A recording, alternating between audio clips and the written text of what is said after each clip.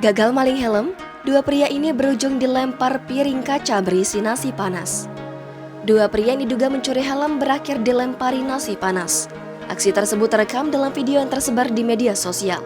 Pada video tersebut, terlihat dua orang pria memarkirkan sepeda motor di pinggir jalan.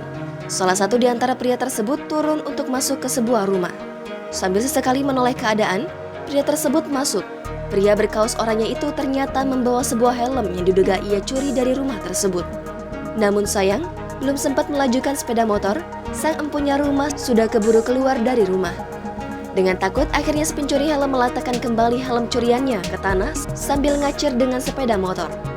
Namun, si pemilik rumah mengejar dua pencuri tersebut.